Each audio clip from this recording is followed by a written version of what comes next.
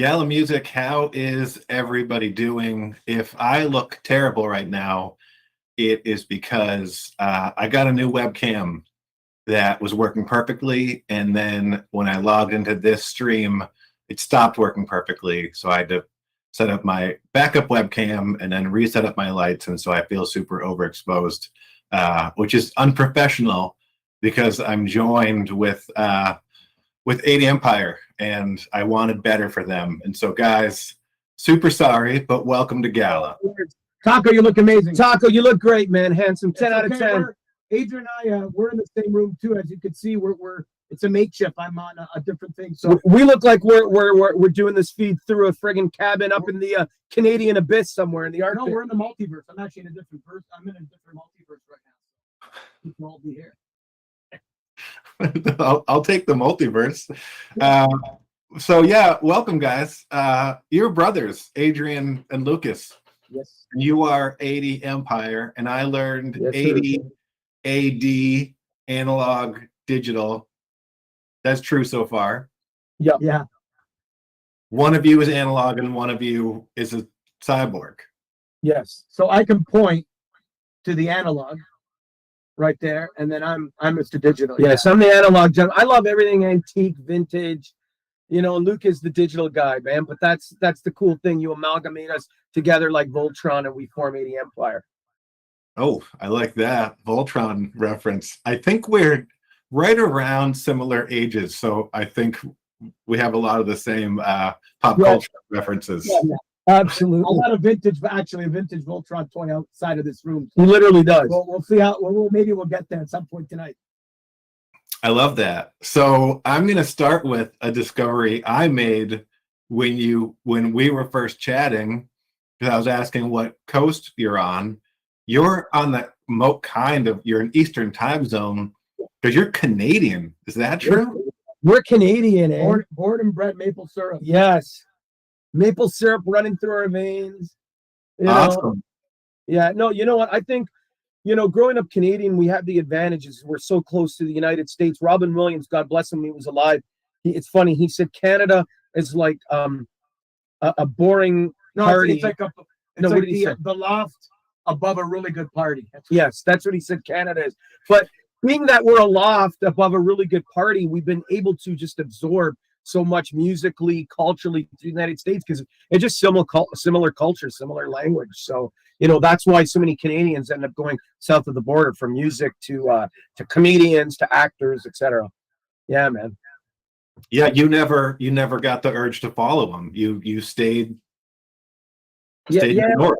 We stayed. I don't know. We're suckers. I guess we're suckers for punishment and cold weather. We travel to the States quite a bit. I mean, we're in southern Florida on the southwest coast. We go to New York, literally where we live in Niagara on the lake.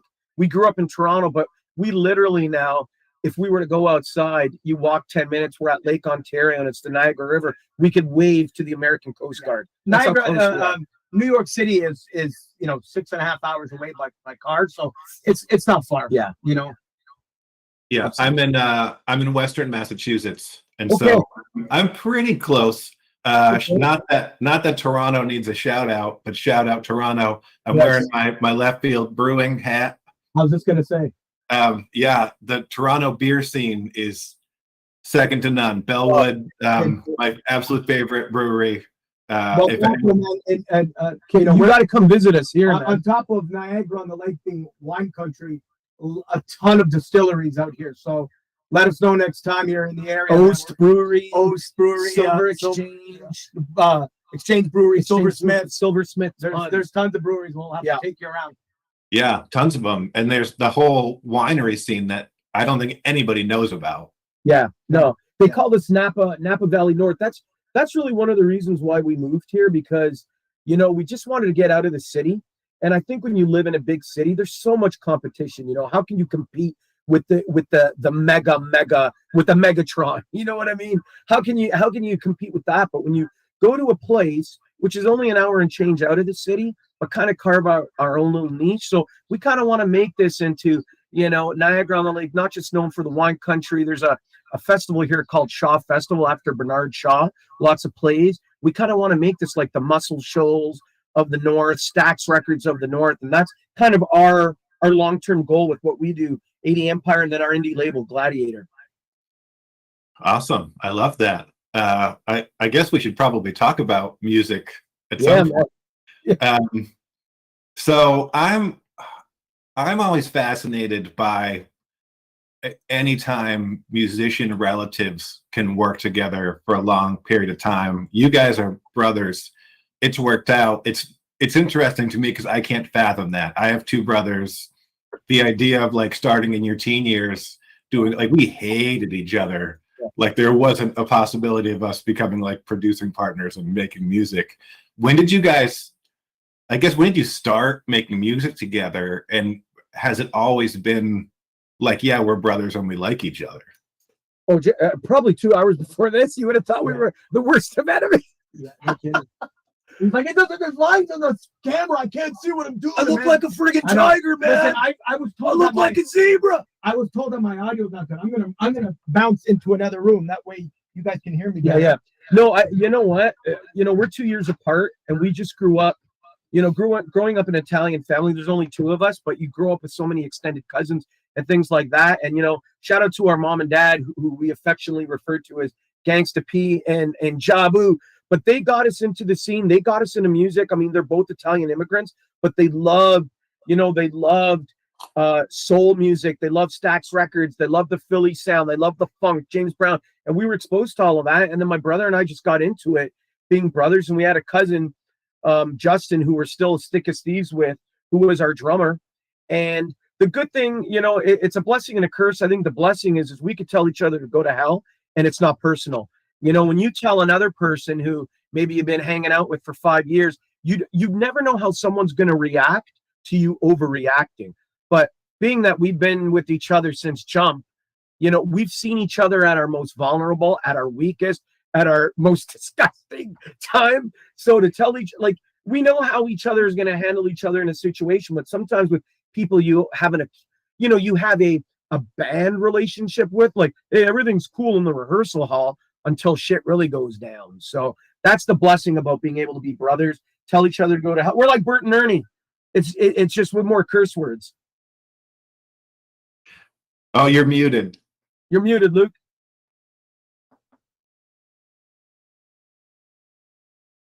Still muted.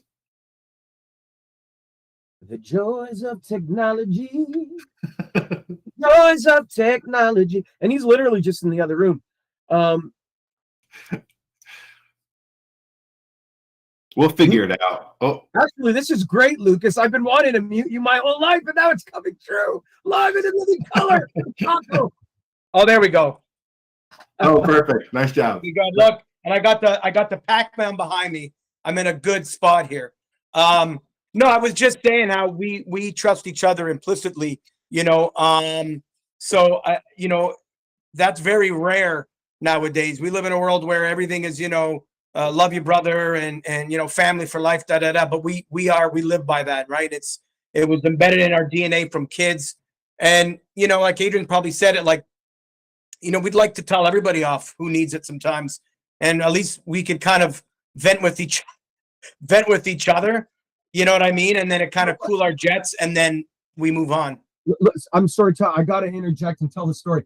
My brother and I were working once downtown Toronto in the studio, like Queen and John. If you've ever been in Toronto, like near where the old Much Music was and stuff. And so we're in like a side alley, and we're working in the studio. Swear to God, this is before we had a home studio, and Lucas knew how to, work all the equipment. Then Lucas was just like a keyboard player and a drum machine. He later went and, went to university and figured out MPCs, Dr. Boss, all those old classic. But I'm in there recording a song. I swear to God, I must have done it 3-4 times, and he would lose the take. Like it would be like I'm singing my ass off at this point. I'm just starting to sound like friggin' George Burns. And then we didn't want to attack the engineer. We literally went outside, beat the shit out of each other in the alleyway, came back in. I'm bleeding from here. He's friggin', and they're like, what happened? And we're like, yeah, sorry. We flipped. Or I don't know what the hell we said to the guy, but we're like, we started punching each other because we're like, we're not going to attack this guy, and the cops are going to come. And so, but it was just, so that's brothers. But as as you grow and you learn stuff, Taco, you're a music producer as well.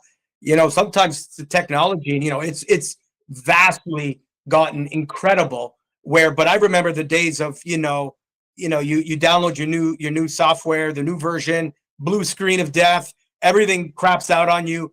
You don't know why that deleted. You saved it a million times. You're looking in the audio pool, you can't find it.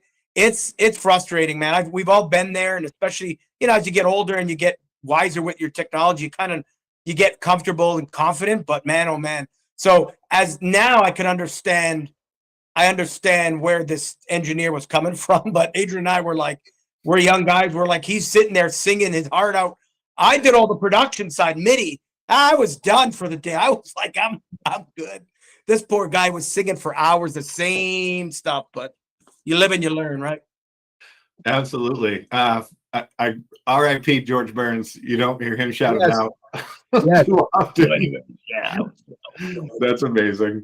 He said, what did he say? I smoked 75 cigars a day or something like ridiculous. But anyway, yeah. Yeah, that was I haven't heard come up in a while. He should. Legend. He's not Canadian, is he? No, he's American. John Candy is another. He's a legend. R.I.P. John Candy. Yeah, Yeah, R.I.P. we should just shout out random Canadians throughout this throughout the Great year. Outdoors. One of the Johnny best movies ever. So as per normal, anyone who's watching the stream live, if you've got questions for these guys, you can pop them into YouTube. You can pop them into Discord. I'm watching both. Also, I know that Audra right now is screaming to me to tell everybody to like and subscribe the YouTube channel. Apparently that's important. I'm that bad. is a must. Yeah. Audra! Shout out to Audra.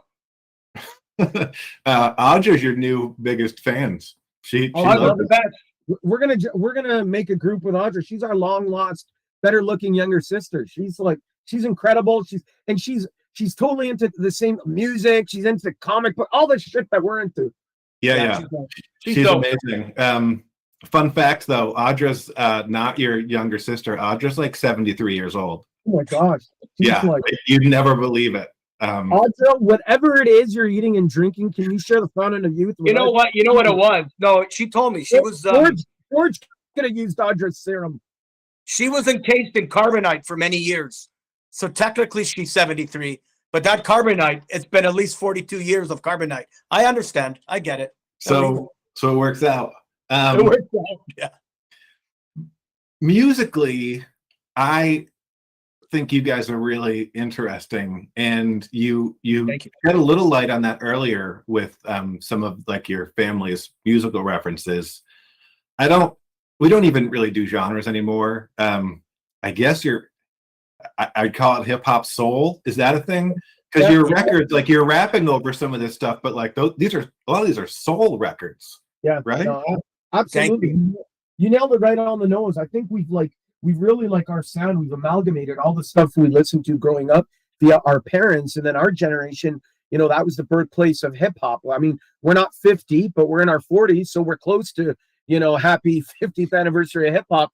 So it's all of that it's just I think influenced us growing up. But yeah, we're lovers of soul. Like growing up, our parents played Al Green, the Delphonics. I mean, there's so many to name. Toronto now. Drake does it's called the Budweiser Soundstage, but that's where he has his OVO fest in the summers. It used to be called the Forum, connected to a place called Harbourfront or Ontario Place on the Toronto waterfront, right on Lake Ontario. And it was a revolving stage, and we were kids. My parents would like, okay, come with, we're going to take you to all the little rides, but then you got to sit with mommy and daddy at night. And really subconsciously, that's where we got our musical training. So you can go to school, you can take lessons, but I mean, I'm a visual learner. So watching these Motown legends, watching Ray Charles play Georgia, Smokey Robinson singing like, the tears on my face. It's like, this was like really had a big impact on us as kids, Yeah, it's pretty awesome. And you've got some pipes. Like I think like you see like pictures of like 80 Empire. If you don't know you, like what your music is, it's unexpected, which is always really great. I went down a bit of a rabbit hole today. I like to do a little bit of research, but then I with you guys, like you just kind of keep digging and like more and more crazy stuff comes up. Not just like your music, but even what you're into, like you're musical artists, obviously, but also as producers, you're kind of insane. Like the names of the people that you've produced for just kind of goes on and on. How does that work being where you are and working with artists who are, I'm guessing, mostly like in Southern California? Yeah. You know, the cool thing is, and look, you're in Massachusetts. We're here up here in Niagara, and we're all connecting and we're having a great time. You know, I think that's the cool thing with, you know, the pros and cons of technology. Pros being that we can connect with people, and you know, Adrian and I, you know, I would say probably half of the people that we've worked with, we probably haven't met in person, but we've talked on phones, we've done Zoom calls. So that's what's cool, right? And you know, having a platform, you know, on social media now, the great thing about that is being able to kind of go, hey, you know, because you know, you could send a DMs to a million people and say, hey, I produce, I make beats, or da da da da da. But having that paper trail of music that people can listen to right away, they go, okay, these guys are not full of shit. They know what they're doing. And also being authentic, because obviously We're up, yeah. that's the beautiful thing about music. You know what I mean? It really truly is the universal language. And it sometimes when they say universal language, like sometimes people can speak the same language, but colloquially, culturally, geographically, people, you know, people come from totally different worlds. Someone can grow up in a really, really tough situation. Someone could grow up in a middle class situation. But I really do think it's the music that bonds. And regardless if someone grew up as a Crip, regardless if someone went to Harvard University, I think Lucas and I, with anybody that we meet, whether it's we're talking to someone in a platform like this, or whether it's like us old school on a phone, or eating a pizza slice in 5 Slow Brooklyn somewhere with someone, like we're the real deal. We don't try to be like, you know, when we're with someone from California, we're not like all of a sudden trying to talk like we're from the West Coast. When we're from New York, we're not like we are who we are, and I think that's why people gravitate to us. And then they're like, shit, man, these guys actually know what they're talking about musically too, and they know what they're doing. So, yeah, man, it's been good. Touch wood. Yeah, it's pretty great. Your sound is definitely like it has a vibe, right? Is that when people reach out to you, what are they looking for, like to produce? Like, we're doing a new track, we need your help. What's the brief that they give you for what they're looking for? You know what? It's funny. Like, rest in peace, Fred the Godson. If people don't know on this live chat right now, Fred the Godson, arguably one of the best MCs. He was your favorite rapper's favorite rapper, from New York. Unfortunately, passed away from COVID the first year, and he wrote a lot of rhymes for different MCs. And we were doing a project with him. We were starting to, and then unfortunately he, you know, got in the hospital and stuff. But he on the phone said to me, "Man, you and your brother are just do different. It's like score music. It's like hip hop, but it's score. And then your brother does these like anthemic type hooks on top of emceeing. And I'm, you know, like Adrian said, you know, along with the soul music. I mean, I love everything from soul music to rap to rock to this, but I love listening to scores, right? So I take elements of scores and like those melodies that kind of hit you in your you know, your chest, and we add that in those choruses, and I think it resonates to people. Like Crooked Eye said, you know, shout out to Crook. He said the same thing. He was like, man, you guys hit certain nerves that, you know, it's easy to make and I'm not saying it's easy, but it's easy to make a hard beat, right? Boom, boom, boom, boom, boom, boom, and you just start. But Adrian provides like a story, like a subject matter in his hook. So when we give it to someone, they're like, man, I really got to think about this for a minute. I can't just write, okay, talk about whatever. I got to think, because what he's done in the hook, when they want a hook, you know what I mean? I got to think now. I got to put something together that has some thought to it and some you know, But some it's story. cool.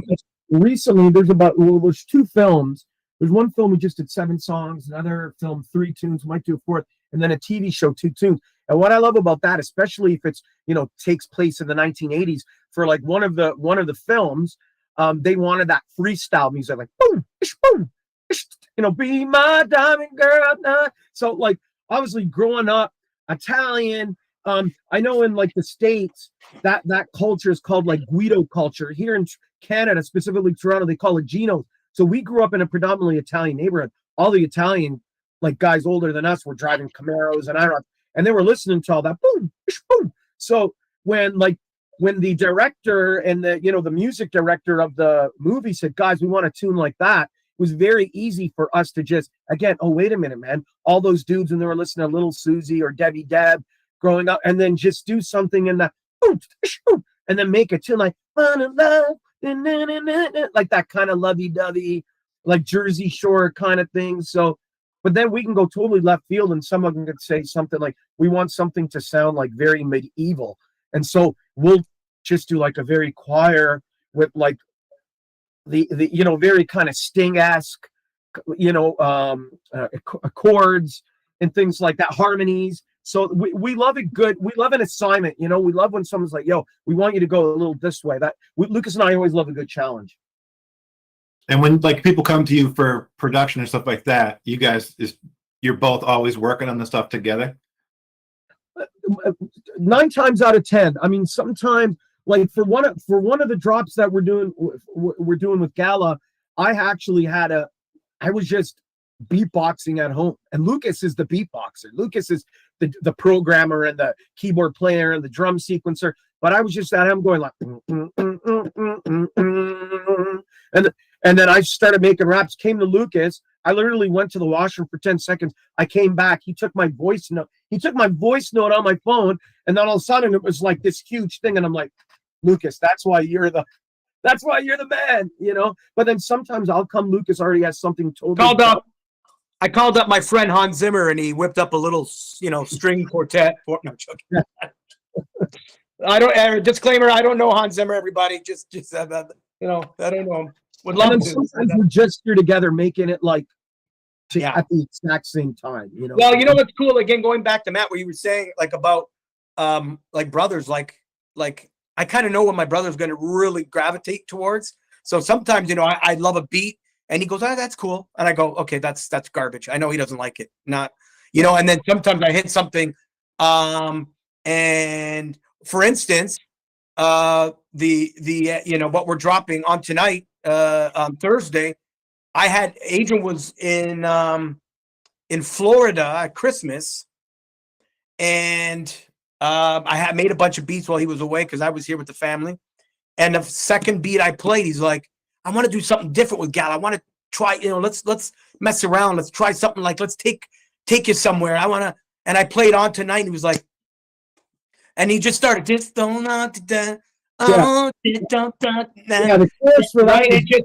So the freestyle. He literally like, I had my rap verses done, but I was literally like, this goes on and on, and it's go on and on and on, and then we like layered it and stuff. But that was literally a freestyle. Like a lot of the stuff I come up with is freestyle, and then we're like, okay, let's just cut and paste it. Let's chisel it a bit. That note was fine tune it. Back, redo that, fine tune. But that's a lot like how we do our stuff all the time. The first track you're dropping on tonight, that's a great track. That's previewable now already on our beta for anybody watching if they want to check it out. Super fun, and you shout out Ken Griffey Jr. Yes. Like I love hearing like sports references, but that's dated for me perfectly. Like, oh yeah, great. It is. And that's the thing with us, like with Lucas and I, we're not going to bullshit. Like we're not going to be up here and there's no way that we can fool anybody that we're 18 years old and 16 years old or 20 years old. So we're going to use today's references, but we're also going to use references from our childhood. The Kenny Griffin Juniors. I think I used to go on Friday night and feeling like Johnny Kemp. Just got paid. We about to get lit. Like, because back in the day, just got paid Friday night. Like, I'm not going to say like just got paid feeling like NBA Youngboy, because although I respect the new generation, we both respect trap. We both respect drill music and all the new stuff. but our palette is so vast, and half the times I'm either listening to like the real lyricists, guys who we've worked with, like the Griselda guys, and then I'm listening to like, I'm listening to Curtis Mayfield, while I'm driving to the flea market to go buy some antique painting or so. So it's just like we're totally like what people would not think is like we're the total opposite. Like you know what I mean? We're really unpredictable, which is great. And I think a lot of people in our community appreciate that as well. A lot of people who are of a certain age. I'm also not going to pretend that I'm 20 years old, clearly. And so, yeah, I'm right in line with all this stuff. I think we're listening to a lot of the same stuff at around the same times. And so for me, it's like, oh, like how come I didn't find these guys earlier? And Taco, if I could interrupt, man, I think that's the thing, right? Unfortunately, like with arts and entertainment, people think at a certain age you have to give up, and only a certain age group has something to say. At the end of the day, we've got a lot of shit to say because we've lived, we've seen a lot, we've done a lot, we've been through a lot of bullshit. So if anything, a younger generation, we could listen and appreciate their point of view and look at something from their lens and go, oh wow, they're coming with a young perspective, and that's really cool. But then by listening to us, they can get advice and say, like, oh, wait a minute, like I'm not going to do that because these fellas are telling me, nah, man, we did this, and none of it worked. But ABCD didn't work, but try K and try X. That was the formula that worked for us. So that's what we're hoping when people listen to this, they just, and I think everything comes around fashion. Like bell bottoms was cool in the 60s, came back in the 80s, all the 80s fashion, all the 90s come. So it's like music, entertainment, fashion, everything just is a continuous wheel and it all comes back. So we're hoping that we kind of like, get that feel good feeling that when we were kids and, went to Sam Goody or went to Specs Music in the States, because that's where primarily most of our music, we bring back that cool feeling, that nostalgic feeling we had when we were kids, thinking of our childhood. Look, man, I'm going to bring this out. Nostalgia, guys. This is the original NFT right here. Oh yeah, Max. Absolutely. Look at that right there. I was cleaning out. My wife gets mad because I got boxes and boxes. I blame her that she's the one that collects all the junk, and it's me. And I went through all my boxes of old, it's very hard as a musician to get rid of old like boxes. Like the studio, I still have all the boxes from gear because I'm like, you never know. You never know when I need that box. And you're like, box for what? So I started to kind of realize that, okay, the monitors that I've had, one pair of monitors I've had now for like 18 years, it's time to throw those boxes away. It's past its warranty stage. I found like the old Max Headroom stuff. So it's like, I've been like placing it around areas. It's like, just kind of incorporated here. So it's, yeah. Yeah. There's a bunch of people watching it, so I have no idea who that is. Yeah. No. Look it up. I don't think you would get it now if you went and looked it up and be like, this guy doesn't make any sense at all. It doesn't make any sense. Totally. Is it true you guys did the score for Real Housewives of Miami? We did. We channeled our inner South Beach when we did it, But, A friend of ours. Sorry, Adrian, I cut you off. Go for it. No. You tell the story, man. Okay. A friend of ours, shout out to Dave, was in a studio with another gentleman down and he was they were looking for a theme song because they were relaunching season 2 of the show and they wanted a fresh new sound. And the guy, his background was all Latin music, so salsa and merengue and that type of stuff. And specifically samba, because he's Brazilian. Samba, yeah. They wanted that Brazilian sound. So he goes, but I don't know how to make like the dance group, the 4 on the floor kind of stuff. And so Adrian had melodies and ideas, already a melody for it. And one of the housewives actually does the singing on it. And Adrian literally just demoed it. Take you to Miami. I remember it was an Easter weekend. We were sitting in our parents' sunroom, and I'm like, welcome to Miami. And I'm talking about South Beach and all this stuff. I'm like, what would, some millionaire, housewife say if she had to say something in a form of a song. So, again, you try to put yourself into someone's shoes and try to look at the world as best as you can through the lens that you think that they're looking through. And then, yeah, we got it. And a cool story about, so we did it. And then even forget the guy's name, that Luke. Then the guy just like took what we did. It was Luke's bass line, music, everything. It was all me, and then he added the conque, conque, conque, conque, conque, conque, the Latin drum. The Latin keys. But what's cool is when they were telling us, apparently we beat out Emilio Estefan, Gloria Estefan's husband. So we're like, and we saw the Miami Sound Machine, Gloria Estefan. We have a picture of Emilio Estefan at home. It's at my desk. Too bad Lucas probably has a photo down here of him with. It's in the other side here. Well, I thought it was I thought it was over here. That's why I was leaning back. So it's just like so cool to say, man. Like we went to go see these kids at this group at Massey Hall as kids, and now we beat these legends out to get this gig. Like for us, it was like surreal. You guys have accomplished a lot of, I don't want to say weird stuff like that, but just there's a lot of like not just in the belt. Where does that rank on your list of it's an accomplishment. It's not like going platinum, but it's like such a fun. Yeah. You know what?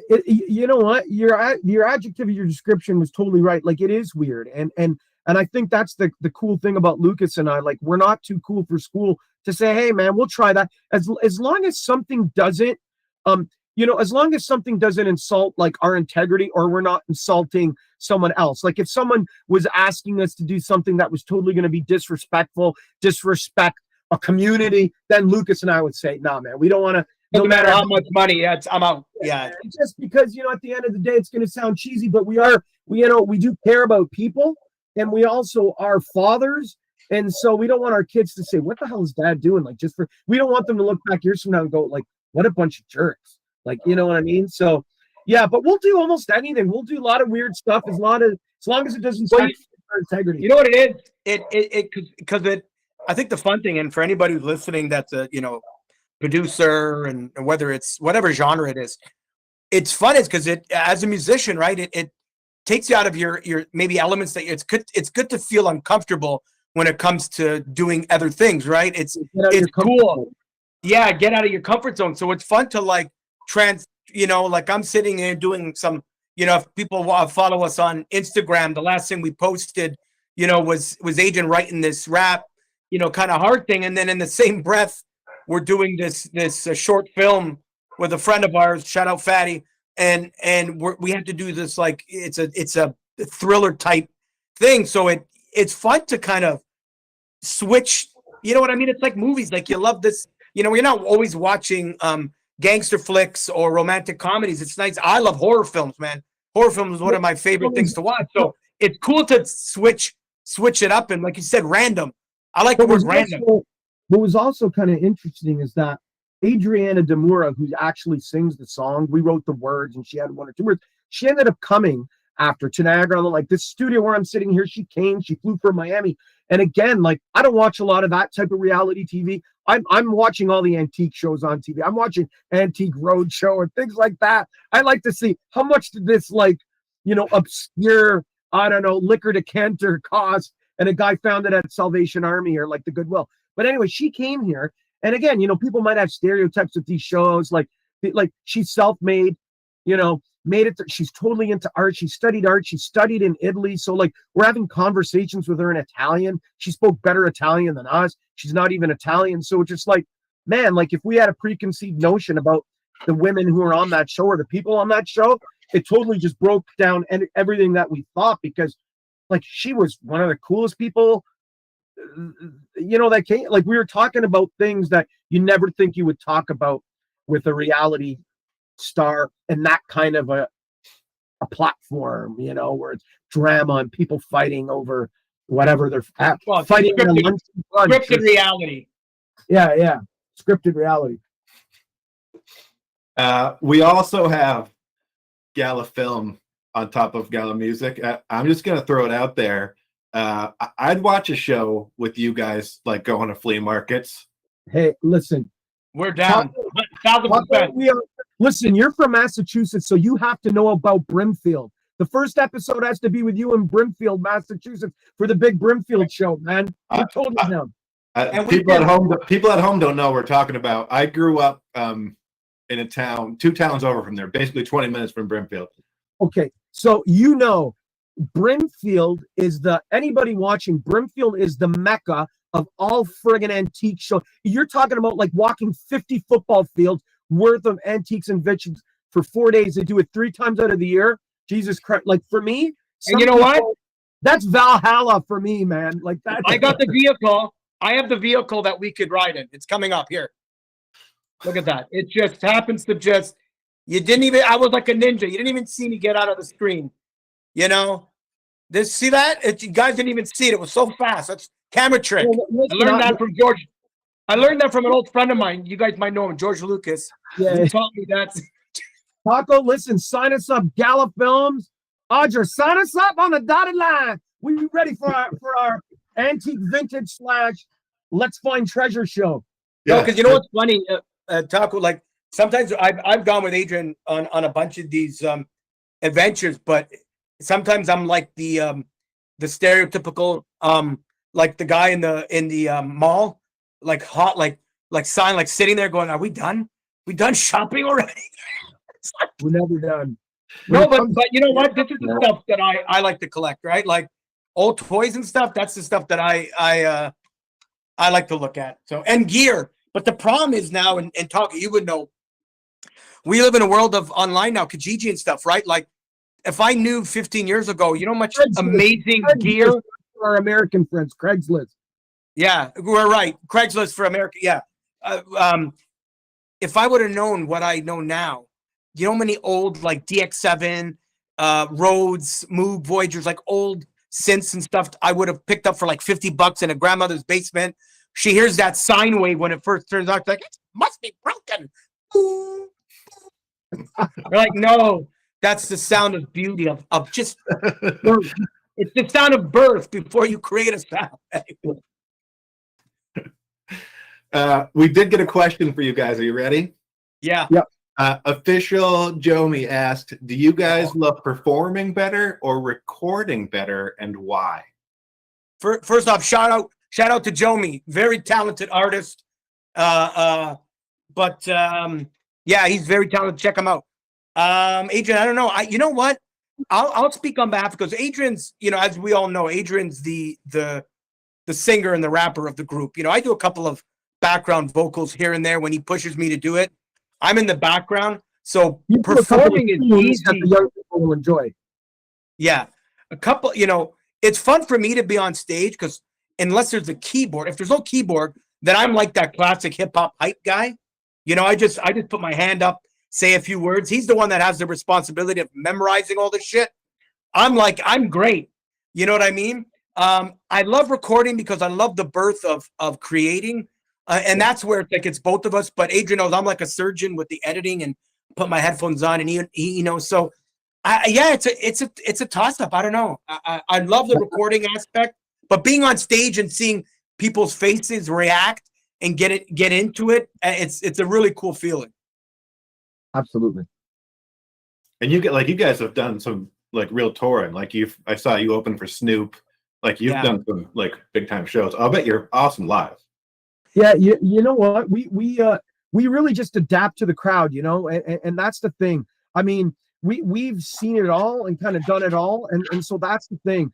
And I think like any advice to any like young musicians who are watching, and you know, you have your safe space in your studio, but really get out there. And it doesn't matter whether you're playing for 2 people, because those 2 people be all of a sudden times 20. Times 200, then 20 to 2,000, 20,000. You never know when that, you know, that opportunity is going to come. Because even with the Snoop, you know, a friend of ours, Robbie G, who's a rapper, shout out to Robbie G, and he's also a promoter in Canada. He just like literally phoned me. He's like, "Yo, you guys want to open up for Snoop?" We're like, "Yeah." Does I'm like, let me check my schedule. Yeah, hell yeah, man. We're already in the car there. So yeah, that's the thing. Like we really use our environment when we're performing. So if you know, if there's something that we can climb on top of, we're going to climb on top of it, provided we, you know, like, so we really like to kind of scope out where we're playing, talk to the sound people and say, listen, are you going to murder us if we jump on this speaker or climb down off of this? Because we're also audiophiles, so we don't want to like, if we're like jumping off something. So yeah, we have, you know, we're gearing up for a potential tour in the summer. So we're looking forward. We're just kind of in the tadpole stages of arranging all of that, but we're definitely looking forward to it. You guys should play Brimfield. Hell yeah, man! Performing in Antiques. Oh, you put Adrian in his he's in his element now. That's it. It's done. Listen, you're gonna appreciate this. You're gonna appreciate this, Taco. Being from Massachusetts, anybody who's actually, and we know Massachusetts is a big state, but if anybody's been in Boston, there's the Isabella Gardner Stewart Museum. And she was this wealthy Victorian woman. She didn't have any kids. She ended up giving the museum to the city of Boston. But in the 90s, you know, Boston's known for its big, you know, St. Patrick's Day parade. Isabella Gardner Stewart Museum is on the one side of Boston. The parade is on the total other side. So these two guys dressed as cops came in. They stole. I mean, they went into the Dutch room. They stole all these like rare Dutch paintings, rare like Rembrandt does a lot of like self portraits and stuff. They stole this painting called On the Sea of Galilee. These guys cut the canvas out from the frame. So like that's another reason I want to like. I obviously Brimfield's like an hour and change away from Boston, but then I want to go to that museum, and I just want to give it back. Like, he wants to give it back. He's the one who did it. He's the one who did it.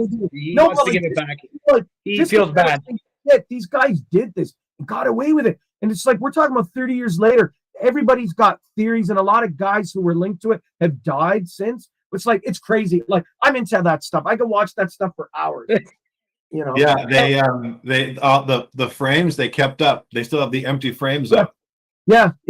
Because I read something that in her will, I think her only stipulation to the city of Boston was like, she didn't ever want any of the stuff that she had acquired over the years to be sold or for any of the exhibits to change. So they're honoring that, man. They're honoring her. She's looking down and she's like, well, they honored that. But yeah, kind of what a spooky feeling to walk in there and see these empty frames, hoping they're going to come back. But who knows? It's probably sitting in some guy halfway across the world. He's smoking a cigar and his wife, and they're looking at the Sea of Galilee.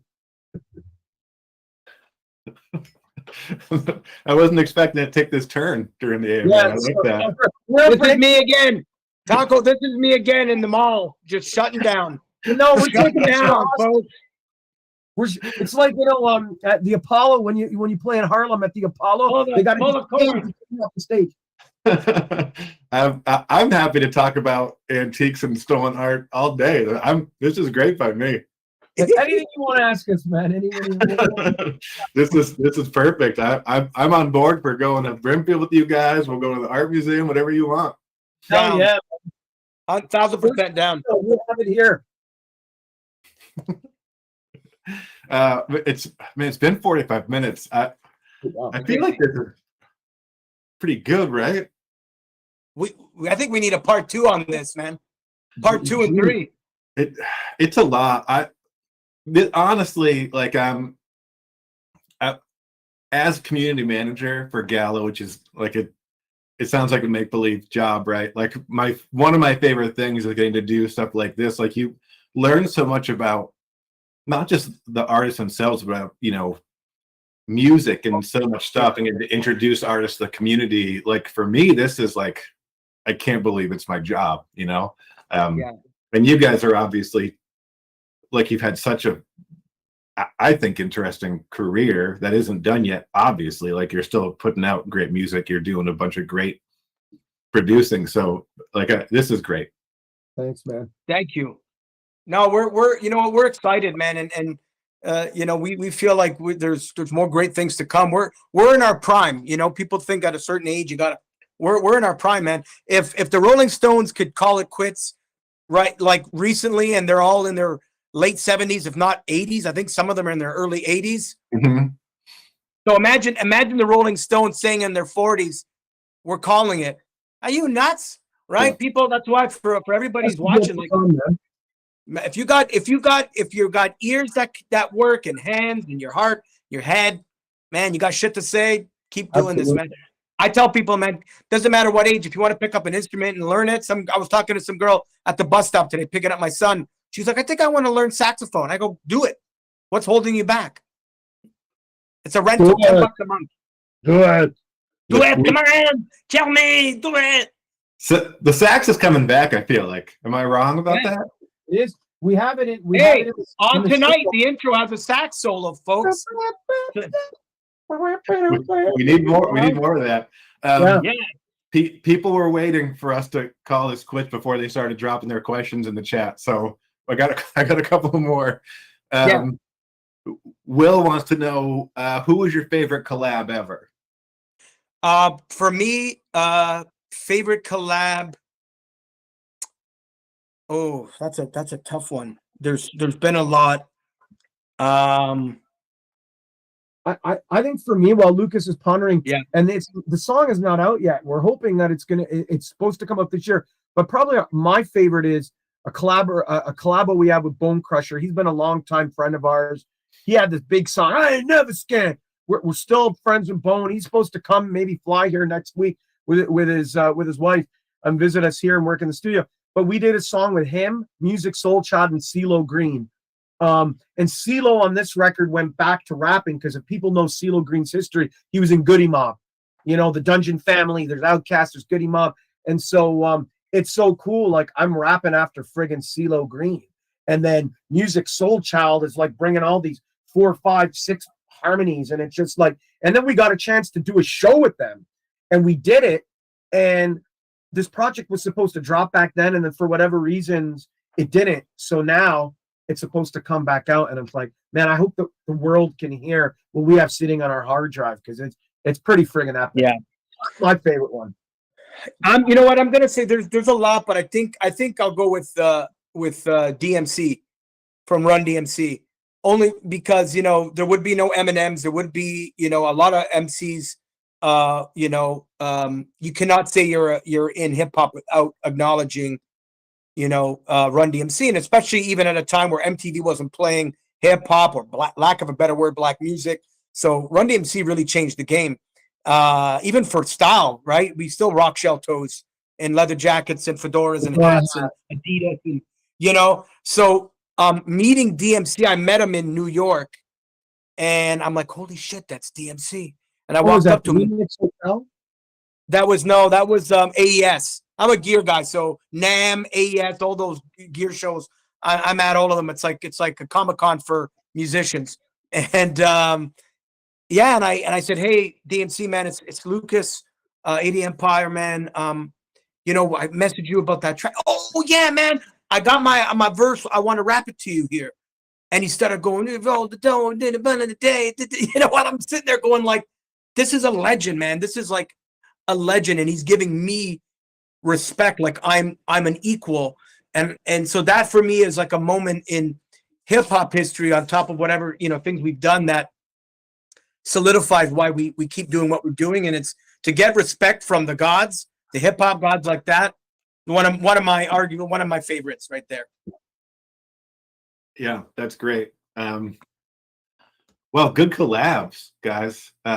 If that CeeLo Green song doesn't get released, feel free to share that with me if you've got it sitting back there. Heck yeah. Yeah, absolutely. Absolutely. Listen, we're gonna listen. That could be one of the songs in the score of the first episode of the three of us going to Pick and Brimfield, man. Oh, come on, man. That's what I'm talking about. Yeah. We're doing it. So this might be a question for Lucas, because you're the tech. Ill-Minded, who is one of the greatest Discord moderators in the history of Discord moderators, asked, what excites you about Web3 and NFTs and music? You know, I think what's cool is that it's a birth of new technology in a new world, right? And I'm going to be honest, I'm still learning as I grow. So this is really dope for me. So I might have to do some sessions with Ill-Minded about this world as well. We can talk gear and talk this. I just think it's cool because cross-pollinate. Like, I think it's cool because it's you feel it's funny. It's technology, but you feel like you're part of a network. Like I just, we connected now with the Gala universe on Discord, and right away I felt this instant connection with people. I don't know them. And like, yes, you got Twitter, you got Instagram, you got Facebook's become checking on your aunt who lives, 3,000 miles away, and she puts the same pictures up. And you're like, you already posted that like yesterday. We know you don't have to post that same picture again. And we know, what I'm saying. But this is different, and it all has to do with this and this new technology that we're learning about every day. So I think it's dope, and I look forward to kind of learning more and getting myself more into the world. I made a joke. I said if we do Italian NFTs, it'll be non-fugazi tokens. You see? So I'm already starting a whole new trend, folks. You heard it here tonight. Forget about it. Non-fugazi tokens. Okay? That's what we're doing. All right? Come on. I like it. Yeah.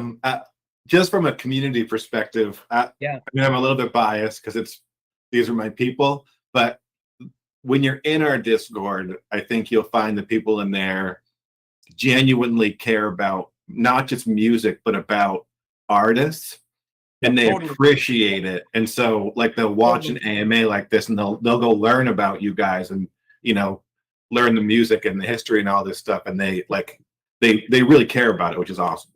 And Taco, I want to say something, like just getting into this world and being accepted into this world and being invited, because I always look at, like, you just can't always suppose people are going to be embraced. Like, I think already, like Lucas was saying, going into the Discord for the first time, we felt that embrace, but this has kind of like inspired us to get back to certain things. Like even with the art portion of the NFT that we put together, like I always like drawing, but I haven't drawn in a long time. And I'm like, you know what? Like, I'm like, hey, let's make this like really special instead of just, so it's like all of the artwork, like I actually did this stuff with Sharpie, like all of these things for the different things. I don't want, like, so it just, it's like, but then to see it in the root and to see it as an NFT, it's so kind of cool how the analog and digital world AD has come together. So we kind of wanted to put a little bit of ourselves into this world by like actually literally the analog into the digital, Yeah, I love that. And good for you for taking the challenge of, we need some art for the NFT. Let's make it. Like, let's get the Sharpies out. Yeah. Absolutely. For the next one, we'll go to Brimfield and we'll get like some old fountain pens or something, and you can use those for your next drop. Listen, Taco, don't even like, I'm telling you, man, now we have to do this, because now you're getting me like, well, now I'm starting to get like the antique jitters listening to you talk. You know what's crazy is, like, growing up, I've literally been to that show like 100 times. Like, it's like, hey, Brimfield's up. You want to take a drive over? Like, no, Route 20 is going to be too backed up. We'll save it. Well, you know what? To save on time and traffic, we can always go in Slave One. I'm just saying. No, but listen, listen, I'm not even joking. Like, we have to do this, and we should film it, because there'd be no better, like, when in Rome, do as the Romans, so like to be able to go with yourself, who's a veteran of the terrain, because I mean, I hear from people that it's friggin' overwhelming, and I could walk for a long time, but it's always good to go with someone who's actually done it and been there and done it, because then like we could cover more ground, man. And you're gonna know, no, man, we're not gonna, this is the area where it's kind of like newer stuff, and it's more art. Now, I love arts and crafts, but more people like maybe making like, the monkey sock dolls, like, no, we want like the real shit. Like, we want like, for people, it's for people who are listening, I don't care if you care. I'm still going to explain what this is. It's an antiques. It's a 3-day antiques show basically, but it takes over like this huge swath of a town called Brimfield. It's the Brimfield flea market, and so it's like fields, giant fields, and different people own the fields, and so they'll rent to vendors in each individual field. And so when you can't do it in one day, like you can't get up and get there at 6 o'clock and cover everything. That's too much. Yeah. And it's true. Like, you have to kind of know, like, you can skip that field entirely. It's all going to be like, that's just super high end stuff. And it's all, 4x retail, like you don't even bother with it. But this field over here is people who, like, they do, clean outs, and they've got the good stuff and good prices, where these vendors over here is who you want, these guys you can avoid, to really make sure you're maximizing your time. Yeah. Honestly, man, Taco, let's do it. I'm not even, because there's the one in May, there's the one in July, and then one in September. Like, honestly, man, let's May is maybe honestly, I'm being honest, let's friggin' do it. Audra, where are you? Audra, you got to come down to me. Well, listen, if she's on, but any Star Wars fans, I apologize, because Slave One actually flies this way. I was doing it like this, and any Star Wars geek like me would have been insulted and said, you're not a true Star Wars fan, because I had it sitting like this. I had to correct myself, guys. I apologize. So, okay, let's just, anyway. Total side note there. If you're planning your tour already, just plan the tour to be in Massachusetts. Honestly. Around one of the Brimfields. Honestly. And then we'll go to Boston to we'll perform right in the but what you could do is, the show could be like, you start there, then you go to the one, Adrian, that we went to in LA. What's it called? You know the names. I don't know. Well, the Melrose Trading Post. Melrose Trading Post, and you go to all the different big ones, and somehow you connect music with it. There's some kind of connection. We'll set up another Google Meet separate. And figure this out, guys. Taco will appreciate this joke. I always tell my wife, honey, if I ever leave you, it'll be for a woman named Patina. Really bad joke. That's terrible. I'm going to end on that. We're ending on that joke. Oh, come on. What a bad way to end it. Oh, bad. Why, we got to end it with some hip hop. Yeah, mother. I did the bad. Did it crack, slam. No, but really quickly, I think what we're kind of showing is that, like, you could be in a gangster rap, you can be into hardcore music, you could be into real lyrics, but then you could appreciate art, you could appreciate NFTs and the art of NFTs. You could, you can go to a symphony, you can go to an opera. And so I don't think, like, people watching, don't think that you got to live your life into a box. You could live your life in many boxes. Well, and evolve. We're evolving. Like, listen, a butterfly was a caterpillar, and it evolved into a butterfly. Well, I'm gonna chime in real quick. So, if anybody knows the legend, West Coast legend, Dub C, Dub C, just one of the most incredible MCs from the West Coast, started Dub C in the West Side in the Mad Circle. He had a group with Ice Cube and Mac 10. He's currently on tour with Ice Cube. We did a song with him a year and a half ago, and he said, "Man, you and your brother are gangsters." And now he wasn't a Crip back in the day. He made Crip walking, with Snoop, kind of like where the average person would see it on videos and stuff. And he goes, "No, man, you and your brother are gangsters." And we're like, "Man, what do you like?" Because you're real. You know what you're talking about. Your fathers. You love art. You love all this stuff. That's a gangster. So again, somebody like him calling us gangsters when he's lived that life and he's paid his dues. He's done his thing. He's a West Coast legend. That's what's cool about it. So just to kind of tie that in. Yep. I like it. And I think you get that from your music, like all those pieces coming together. Like it's hip hop, but it's also soul. Like there's so much. I love the way all that comes together. I think people are going to hear that and they're going to appreciate it. Thanks, man. Thank you, man. Really appreciate that. It means a lot. So, we crush an hour. People are going to love our show. Hit us up in Discord to confirm that I'm not crazy. People want to watch us look for antiques and for Lucas to be bored. Well, I think so. I think so. I think it's a great show. Let's get on the thing with Audra. Let's make this happen. Let's set it up. I'm 100% going to pitch this idea. I think this is gold. Let's do it.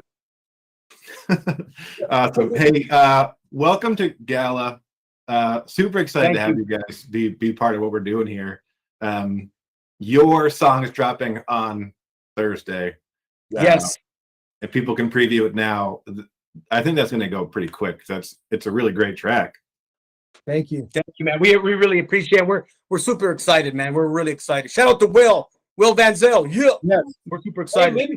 I'm not even. Maybe we got to do one of the videos for one of these NFT drops. We got to do a video in Brimfield, and I'm telling you, I'm not even like Not even BSing. Do the whole thing in Brimfield. I'm telling you, Yeah. on tonight.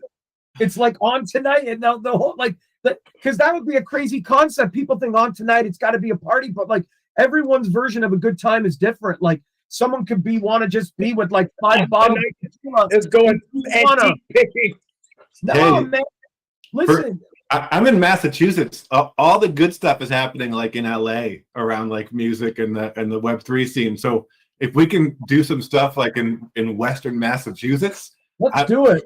I'm all in. Let's bring it. We'll Yep, get we'll go everybody doing this with their M's, with their Yep. hands.